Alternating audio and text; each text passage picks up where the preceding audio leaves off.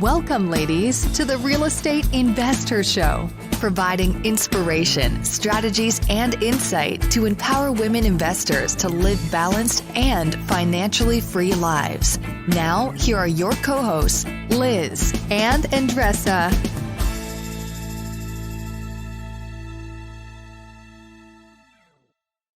On today's episode, we have Britt Arnason from Canada on our show. She's absolutely amazing, has close to 100,000 followers on Instagram. So she's doing some amazing things. What I really appreciated most, we got into her story a little bit about how she's grown her enormous following in such a short time. Like she said, 3 years, right, Andressa? Yes. So what I think was amazing about the interview, and you'll really appreciate, is she gave a few really great suggestions around how to grow an Instagram presence. And I think above all else, just the realness and making it a priority and doing it consistently. But she talks about a few other great things, and just amazing what she's done in such a short time. Absolutely. And it's so funny. She talked about her first house she bought when she was 18, and it was a result of food poison. It's a great story. I'm not going to tell you guys right now. And for you guys that are going to listen to her story, she talks about estimating. Is that our secret to estimate the process? Well, how can we learn how to do things? The benefits of doing things. She's also reading the E-Myth right now, so she's kind of pivoting in different directions. It's just a great interview, and she's so sweet. It's a young lady full of energy and just being a role model for other future generation. And I think you guys are going to enjoy very much this interview. Have fun. Investors, as we all know, financing deals in today's market can be a bit challenging at times. If you're looking at funding your next real estate transaction, we are so excited to introduce to you Fund That Flip. Fund That Flip is a lending partner dedicated to grow your real estate investment portfolio. They specialize in fix and flip, buy and hold, new construction, and cash out refi for 1 to 4 units. Ladies, we have known the founder, Matt, and his team for many years now, and we can assure you that their support goes beyond just lending money. They become a true partner. So if you're looking for great terms and reliable service, check out fundthatflip.com/investher. Welcome back, ladies. This is Liz. And this is Andressa. Welcome back to the Real Estate Investor Show. We have Britt Arnason from Canada and from, doing a lot of neat things up there on our show this week. Thank you so much for being here. Thank you so much, Liz and Andressa. I'm really, really excited to be on your show. Yeah, looking forward to jumping into your amazing, amazing story. So before we go there, we always like to connect with all of you, kind of see what's up or share some tip in our own life that either worked or didn't work for us. So Andressa, what's going on for you? What's coming up for you? Well, it's so funny though that we always talk about personalities, right? And when people see me, they might think, oh my gosh, you're very, outgoing and you can talk, but I'm actually an introvert. So I learned this throughout the years with Liz, and when we go to events, kind of like I go behind her type of stuff. Like, you go first. I'll go first. I'm like your body, what are they called? Bodyguard, body something? Yeah. Liz is good at that. And I think that there's so many people out there like me that you might be interpret as if you were just like not in a good mood or like standoffish. But no, people, we're just introverts. So come talk to us. But I've been mindful of that. And I know when it's happening. I know when I'm just like uncomfortable. And I was like, what the hell? I'm feeling uncomfortable. It's just about 15 people here. I am not intimidated with 500, 2,000. Why would I be intimidated with 15? I don't know. I can tell you why. After the show, I'll tell you why. No, now everybody's curious. Tell us why now. Why? Because you're okay. So you're dominant. Okay. And dominant people can get on a stage and talk, and they're very comfortable because it's your dominance that you're exerting. You're not trying to connect with people. You're just exerting what you know, and you're comfortable. So when you get off that stage and those 15 people come up to you, or you're in a smaller environment, it's more intimate. That's where your introversion comes in. You're like, whoa, this is awkward. I just want one-on-one. So that's why. In a simple way. Jesus Christ. Well, but I'm very conscious about it. right? So That's good. when I have that feeling that I know that I'm a little uncomfortable, I really take one step forward and introduce myself, which is very, very uncomfortable for me to do. But I'm more conscious about it now. And instead of like either sitting down on a corner or leaving the event, which usually happens, right? I'm more Conscious of it. comfortable and just like approaching people and say, hi, nice to see you, if I know the person. And now I feel more comfortable when I go to events where I know people, which is then I'm okay. But if I go to a place where I don't know people, oh my gosh, it's really like that feeling. And I'm very conscious about that. How does that feel? And if you're an introvert like me, you know what I'm talking about. You want to just stay and just like pray that somebody's going to come talk to you, because you're not doing that. But I'm just like trying to not overcome, but take one step further and really engaging in a conversation with somebody. And sometimes I got myself like, am I interviewing this person? Yeah. But it's just like, Let me get my mic out. Conversations. So that's my tip for all the introverts out there. Well, and I think what you're saying is really critical. Like whatever personality traits that sometimes don't serve us, right? Because we all have them. Whatever those things are, you just got to take one step forward and put yourself into those situations and just take one baby step. And that's for all of us. You know, if you're cautious, taking a small risk, if you're too talkative, being quiet sometimes, which is hard for me to do sometimes. No, I actually am a good listener, but sometimes, but yeah, it's having those baby steps, taking those baby steps. So anyway, without further ado, Britt is doing some amazing things up there in Canada, and we're going to jump into her growth that she's seen. You bought your first property when you're 18. So really very curious about you, what propelled you at such a young age to get involved in real estate investing? Yeah, well, I owe a lot to my mom because she's a real estate investor. So when I was growing up, she had rental properties and, she'd give us a hammer and be like, all right, go fix that. And I'm like 8 years old. I'm like, Mom, I don't want to. And our wage was $1 every Friday to go get some candy. I'm like, oh, fine. Oh, man. I appreciate it so much now because just being put in that situation, we'd be living in renovations and all that sort of thing. So, and now that's still what I'm doing. This house is being renovated. Every house I'm in is under renovation of some kind. But so the background story of how I got the money to buy my first house at 18, it's actually a really weird and kind of funny story. But I was 6 years old at an office Christmas party, and they actually had turkeys that they cooked halfway through and left overnight. And then the next day, cook them the rest of the way, which is absolutely ridiculous. Oh my God. Wow. I know. It was so bad. Ooh. And everyone got extremely sick, bad food poisoning. So everyone that got really sick, especially the little kids, got money from the insurance. Wow. So yeah. So I had this bank account that I had $15,000 in. And so I waited and I saved all my money up until I turned 18. And that's when I bought my first house, and that was $25,000. So I kind of jumped into it. I was like, I don't really know what I'm doing, but my mom does it. It's been fine. And I really always, all throughout high school, I was like, I want to be a real estate investor. I don't know how I'm going to do it. I'm going to have to go to college, get a really good job. But for now, I have this money. I'm going to buy my first property and we'll see how it goes. And it just made sense because I knew in this town, which is where my grandpa and I have a few family members that live in the town that I bought in. That's not where I was from at the time, but I knew that the houses were cheap and that I could get $850 rent a month. So bought it for $25,000, got $850, and my first tenant was amazing, and he stayed for 3 years. I'm like, landlording's so easy. Landlording is amazing.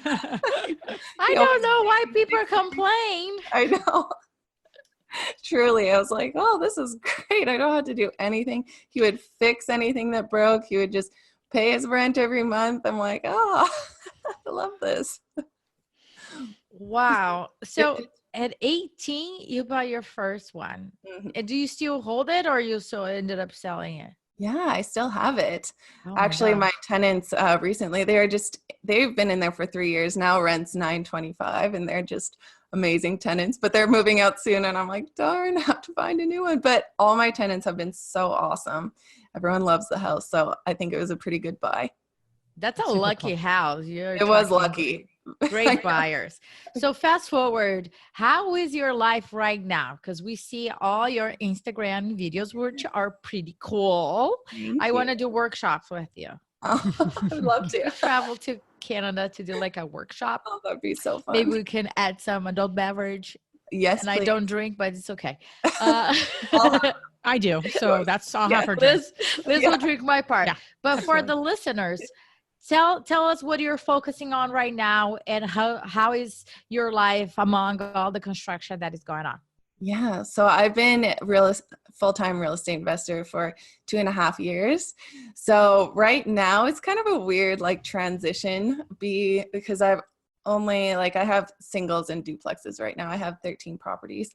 So I've been definitely DIY landlord, DIY everything. And that's kind of how my mom was. So I guess that's probably why I'm having such a hard time like giving up control. But that's something that I'm definitely trying to do. So we hired a bookkeeper. I'm like, that was a great step. Yeah. Great And stuff. now we're just looking at hiring out more property management and that sort of thing. So I'm getting all my systems together. Like that's something that's difficult for me because I'm like, put me at a computer. I'm like, no, this is not my thing. But like doing the renovations, that's what I love to do. So it's definitely been a little tricky, but I'm trying to grow, trying to be better. Reading the E-Myth really helped me a lot. So that's been a great book to kind of propel me forward. And I guess getting into bigger buildings, like multifamily buildings, that's kind of what I've been focusing on more now. So had a few accepted offers actually, but they didn't go through. But I think the last one I put through is going to go through. So cross my That's fingers. exciting. Cross fingers. There Yeah. we go. I was really wanting to get one by the end of this year. We still have a couple of days, 2019. Yeah. I'm hopeful too. Put Yes. a agreement of sale yesterday, send out. We'll see. Yeah. Fingers crossed. So, Britt, I mean, for you, 18, 3 years, 13 properties, Mhm. you're doing a lot of the renovation. The BRRRR, like buy, renovate, refinance in essence, rent and refinance has been your strategy. So Yes. what would you say have been some of your biggest learnings?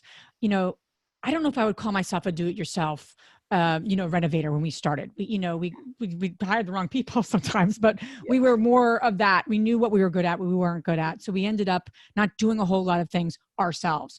I think there's a lot of value though, when you think about it, especially when you get started to do some of these things. So, you're not getting taken. So for the women listening that, they might have some rentals or they want to get more do it yourself and get their hands wet, obviously you grew up in it, but what other things could you share with them? Learn lessons or things that they can propel them to be more effective in doing it themselves? Because I think there's a place for that type of investing and that type of approach. Absolutely. So curious to hear from your perspectives, especially that you've grown so much in 3 years. Yeah, no, for sure. I think like the way I learned the most was because a lot of our properties are a few hours away from us as well. So actually being thrown into it, like you have no choice. Like I'm 4 hours away from my home. Like I'm at this property, I have to renovate it. There's no choice. So I'm just going to figure it out.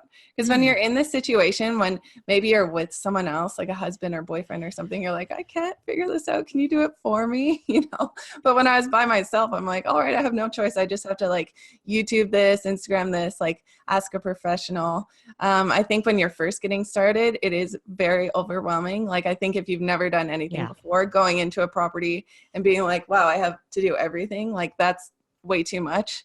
I think like starting out with like learning small things, like how to be great at painting, like that's an important skill, like to be a really good painter, and like just small things. And then also the tools are expensive, so you don't want to go out and buy all the tools, very expensive tools for doing a whole renovation if you've never done it. You want to start small, so just like think of a few projects, maybe a tile backsplash, something like that you could kind of do on your own and learn from YouTube, and then you just get better and better. Like I've grown so much in the past few years with renovation skills and all that, just because I've been doing it every day. So you learn a lot. It's really hard at the start, but what's the specific things that are forgiving? Because some things you can do and you're like, this isn't forgiving, right? It's going to either clog something, it's not, I like to say what's forgiving. So painting, these are good suggestions. Painting, tile. I've tiled our bathroom floor, not this house we're in, but I have done that. I think that is something you can have. You have done a bathroom floor. I've done a kitchen floor. What? Oh yeah, I tiled my kitchen floor. Yeah, you don't know these things about me. I know you think I don't know anything. No, I'm joking. Oh, I don't think I know anything when it comes to that part of it. But no, beyond those things, what are some forgiving things that the women listening that like, you know what, I want to do this. I want to get more hands again, this is me not knowing what to say. Hands involved, you know what I'm saying? Hands-on approach. Of course. What are some of those? What are some other things in addition to the things you mentioned? I think that's a great list, a short list for women to be mindful of as they're looking at their own projects. Well, I would definitely say start with painting. I would say, well, probably before you paint, put down like laminate floors are really easy to work with, and it is forgiving because you put your baseboard on. So you leave like a gap all around the perimeter, and then you put your baseboard on top of that. So it's like you have a little bit of room too if you make the wrong cut or whatever. And it's cheap. So it's like if you screw up a cut, you need to replace a board. It's not a big deal. Like you could get pretty cheap laminates. If it's for your rental property, there's some good quality ones. Yep. I find vinyl plank to be a little bit trickier to install, but still definitely manageable. And then trim work, like I think it's hard because you have to get your precision cuts, but it's just practice. And it's not going to be the end of the world if you have to make another cut. You can use that piece in a different area. And there's so many great YouTube videos and so many videos online to learn that type of skill. So I think that's probably what I would start with. And then again, like if you have to rent a miter saw, maybe that's the way you do it instead of going out and buying one right away. I think everyone should probably own a miter saw if this is the business you're in, because it's very handy even for your own property or whatever, if this is something you want to get into. So yeah, I think that's awesome. Probably what I'd I start think it was this summer that I went to Home Depot and I saw a list of like courses and things like that. And I think that for me, my mindset, right? How I look at it, we talk about the E-Myth and the different ways of doing things. And you're talking about delegating a lot of this stuff. I think for me, I have a lot of fun, number one, doing it or trying to do it kind of. And I would like to learn the real way of doing things because when I am running and doing project management, I can take a look and say, okay, you're on the right track, because I don't know if that guy is installing that tile correctly. I will definitely know if he effed up at the end. If when things don't line up and I look and say, oh, no, buddy, this a glass tile here, you probably cut without water, and I can see all the small little things that are wrong. And if I can see, the buyer can see, and we're not gonna need to replace that. But I think that for all the people out there, and you're a clear example because your videos are very informative on how the step-by-step about doing things. We need to at least know the basic of things. I'm not saying specialize on it if that's not your thing, but for me, I really enjoy knowing that type of stuff. That makes sense. I enjoy the smell of things. I like tools. I have tools, small toolbox. Does not compare with yours, but I do have mine because I like it. I really like it. It's weird, but I like it. And I think that's the thing.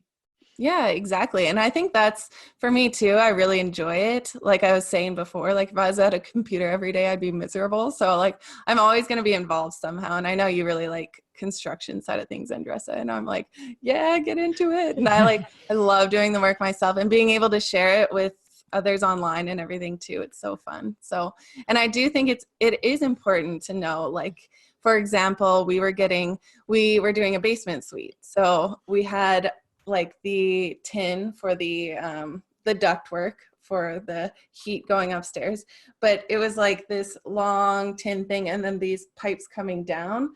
So if I wanted to change up the bulkhead so it wasn't so low, and I'm like, how much would it cost instead of the tin work coming out at the bottom to kind of come out at the top? I don't know if that makes sense, but I'm like, how much would that cost? And the plumber was like, oh, it's going to be like $1,000 per one. And I was like, this is ridiculous. I'm like, I could do that in like 20 minutes. I'm not gonna. Yeah. So, It's you know, if amazing. you didn't know, if you had no clue, you're like, oh, you know, you might think that that's fine. But because I kind of understand what's involved in actually changing that tin work, I didn't take that quote.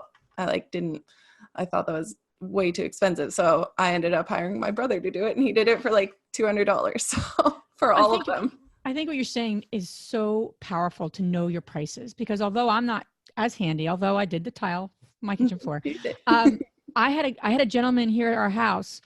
I never done plumbing, and we needed it done because our sinks kept leaking.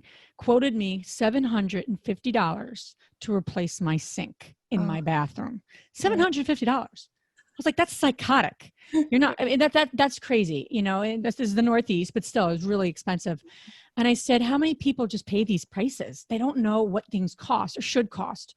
I ended up getting another gentleman, came in for $250, and he changed my smoke detectors. So it was a great deal. But my point is, Liz will say, no, this is too high. You're crazy. two sinks, two sinks and all my, my fire. I thought that was a good deal. Yeah, sure. You said it's high? No, I don't know. That's the problem. Oh, I thought I knew those that. type of like changes. That's the other problem, right? Well, that's the thing. You need to know what these things cost or should. Yeah. Yeah, but repairs, I don't know repairs, small repairs. I So go what are some? do full gut, so I don't know. Well, I think as women, as women who want to get into do-it-yourself approach, and they want to get in there and have that hands-on approach, we need to educate ourselves on what things cost, or at least a range. I mean, Britt, how have you been able to like hack that? You know, like meaning you don't have to wait so long and do so many projects, right? You're 13 properties in. What are the hacks that women could be listening to this show and say, okay, I can do that now? Like, is it great? Is it, you know, how do you know the range of what things should cost? I think that's the biggest question we all get and want to know. It is. I think it's hard to answer that, because for me, like, it's honestly just been experience. Like, it's just been like, I mean, I wish I had a better answer, but it has truly just been experience and getting quotes. Like, I think that's a kind of multiple quotes. Yeah. That getting helps. multiple quotes and kind of feeling out the range. And I also have I love like the online community of Instagram and whatever community, Facebook, whoever, but like, I have so many professionals on there that I can ask questions to, and you don't have, like, you can message anyone you want. Like, find someone who's a professional, who displays their work, who does a really awesome job, and maybe you get their opinion on it. Just be like, hey, I got quoted this. Would you maybe give me some insight? Like, if you don't know anyone personally, there's so many people online. And especially as women, I found like people are more willing to help me. So it's been like amazing to have all these professionals online. And it's a great suggestion. Yeah, we actually had this question on our Facebook investor community another day. It was about how much does it cost to replace the water pipe going to the street? And since we have women from around the country, the prices were different, but there's not such a thing. Well, it depends.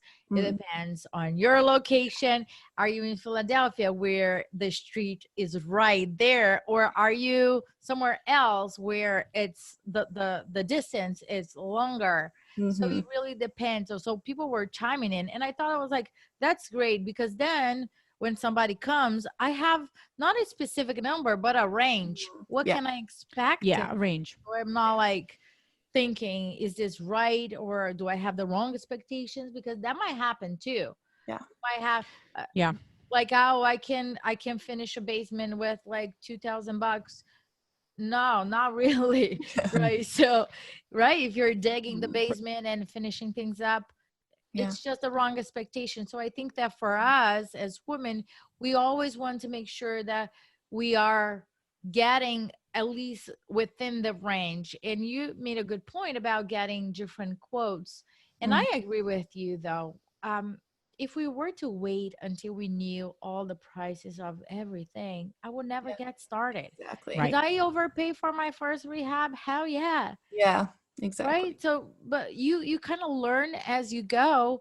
And then also people get to know who you are and what you're up to. So that also brings a lot to the table, because then they cannot BS you around. Yeah, Exactly. Conversation that you have with them. But for you, being a woman, right? That's the elephant in the room. Being a woman in construction, what are the challenges that you face within, and if you did one or not, and if there's any like weird, funny / awkward story that you can share with us? Well, I think I have been lucky again. I've been lucky with my rentals and pretty lucky, I think, in like the whole renovation thing. Like sometimes I guess it's people don't take you seriously a lot of the time, especially being so young. So I think like, well, this is a story, I guess. When I was serving, I was a server as my job, and then I was also doing my renovations full time. And so sometimes I'd tell my tables, or sometimes I'd have paint. I'm like, oh no, I really have to bad. So sometimes I'd have like paint on my arms and my hands, and like I would say like, oh, doing renovations, and people sometimes they wouldn't even believe me. They'd just be like, no, that's not true. Like, you just touched the wet wall. Yeah, I know. You were just standing around there. I'm like, your boyfriend did it for you or something like that. But that's actually a reason I started Instagram. That's like kind of part of why I started doing time lapses, because I would do the full, I'm like, hey, look, like this is actually me. This is what I'm doing. This is a video of the entire renovation that I'm doing myself. So that's kind of something I like to share, like kind of to prove myself, I guess, too. So people do take you seriously, and you kind of start gaining that credibility as well. Like people really have confidence in what you can do. And so that's kind of been a way, but I know it can be difficult, especially when you're young, starting out, like hard to be taken seriously. But I've also found the opposite too. Like people are really willing to help and answer questions. And like, that's been not intimidating. Yeah. That's So great. I love that. Yeah, it's been a great experience. Britt, you've been able to, in 3 years, right, grow your Instagram followers to 83,000, which is well, huge. 95 now. Sorry, 95. I'll make sure I make it out of that. Close to 100. I'm like, I have a bet with Brandon Turner too. You do, right? And it was so funny. She was like, help me to get to 100. Unfollow Brandon. I was like, that's awesome. So, I mean, for the women listening, I think Instagram is an area that people are just spending more time on, right? I mean, people are transitioning. They have business pages on Facebook, or people are just not posting on Facebook like they used to, when it and then really spending their energy if their market is on Instagram. So for you, how have you been able to grow that presence as big as you have in such a short time? I'm curious to really get in, because I think the women listening, they're doing renovations. They're doing some great work. They're renovating properties. It's such a neat business, right? So it's not a boring business. None of us are in. Yeah. But I don't know if everyone is created equal when it comes to being really, really powerful and growing a social media presence like you have been. Yeah. So what can you share with the women listening as some learned lessons, strategies, tips, anything you want to share of how you've been able to successfully grow like you have? Well, I think for me, I try my best to add as much value to my audience as I can. Like I want to give complete how-tos, step-by-step lessons that I learned, and be completely transparent. Like, hey guys, like I screwed this up. Like this is how I fixed it. Like in my stories, I try to be raw and real. Like I'm not trying to be like glamorous in any way. I'm just trying to be completely myself. And I think that's definitely been helpful to grow my page. Like people know me, they know my personality, like, and they're wanting to share. So getting reposts has been a huge thing for me, but it honestly does take a lot of time, but people do really appreciate like the information. So I'm just doing my best to try to give as much value to them as I can. And then I think people see that and they're wanting to share that. And so I think that's all you can really do, is just put yourself out there, show your face, like do your stories every single day. Some people post like quite a few times a week. I usually only post twice a week, something like that, but that consistency is necessary. So it's like you have to keep your presence, because there's so much online now that you have to like put yourself out there. And it takes a long time. Like I think the first year, it might have been maybe even the first full year, to get to 1,000 followers. Like it took a long time just to break 1,000. And then it's like just posting consistently, taking videos of everything I'm doing. Like the more content, the better. People love before and after photos. So that's great if you're a real estate investor, because you probably have some great photos to share. Yeah. And just, Go ahead. Sorry. no, that's pretty much it. I was just going to say like, No, I was gonna say that, it's pretty remarkable because sometimes we see people just getting a lot of followers because of the stuff that they wear or where they've been or like weird Right. photos and that type of thing. And I think that the way that we can all differentiate ourselves is just being ourselves Mm-hmm. Yeah, from exactly. others, to be honest, Yeah. because you're not there sanding a floor in your, I don't know, 5-8 inch high heel and with your, hair done, your makeup done and all of that. You're just real and you're just being yourself there. So I think that when we look at it, what we do in our business, right, in different areas, we can also do that in order to attract the investors or people that we want to do business with. And it does not, as you're saying, you don't need to be there like every single day because that's like killing. So for you now, we know what you're doing, what you're up to, but how the future look like? You mentioned the bigger deals. Are you looking to do them on your own? You're partnering up with the people? I guess my question will be how you and your company is revolving. Yeah, so I guess we're just on that big learning curve of that because and this has been so like getting on podcasts and like after doing Bigger Pockets and podcasts like this one, like you start to get your name out there. So I've actually had a lot of people from my own city reach out to me, and this is through Instagram and stuff as well. But I've had people reach out that really want to partner, and these are people who are very established in real estate in my market. So it's been awesome. Incredible, really. And so I have been actually talking to one partner specifically, and then there's a few others that still really want to do deals. So I'm just like, the market's kind of weird for multifamily. It's been really, really tricky. And they're selling at like negative cash flow, like pretty hard, like 4 or 5. Heard of this, and I was like, Yeah. wow. Yeah, it's been like really, really tricky. So we're looking at trying to get off-market deals and stuff like that. Like the deal we have now is an off-market that makes more sense and has more potential and value add. So at this moment, I'm just like kind of trying to get our business now with all our singles, trying to get that kind of flowing better. And now I'll have more time to, I still want to do my renovations here and there. I don't want to be doing like everything all the time, but that is kind of where I want to be more and out of the office more and kind of networking. I realize that is something that I'm good at. You kind of figure out these things as you go along because I'm like, I'm just good at renovations. That's all I'm good at. But now I'm like, oh, I can network. I can meet people and raise money and that sort of a thing. So yeah, I guess it's just like a big learning curve, but I'm really excited for the future. It's awesome. I mean, I think what you've done with your social media presence has been able to, get out there in a way that, you're getting the invitations, people are reaching out to you. You're not reaching out to them, which is really a goal, the goal of a lot of it. And did you go into with like a goal saying, I'm going to join Instagram. I'm going to do these posts and this is what I want out of it. I'm curious.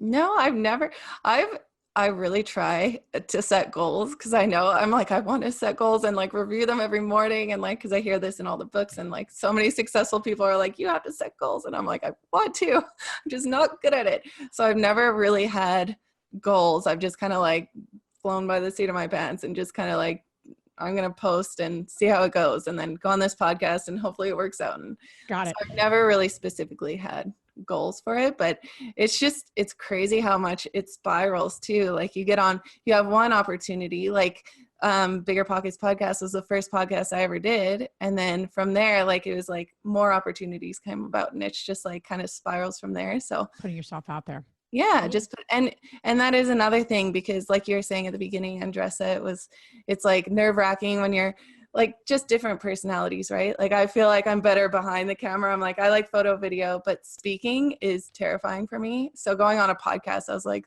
this is scary. I was so nervous before my first podcast. I was like, for 2 weeks, I'm like pacing back and forth, like, oh, I can't do this. I'm going to have to say I'm sick. Like, and then, so I did the podcast. And then after the podcast, I went and spoke on stage with my boyfriend in front of 500 real estate investors. And I was like, I blacked out. I couldn't think. I couldn't remember anything. I was like, this sucks. But the more you do it, the more you put yourself out there. Same with like talking to people at meetups. It's like, it gets easier. I feel way more comfortable now than I did with the first podcast I did. I think I've done 6 now. So it's like, it just gets easier. And once you do it, you don't regret it, I find.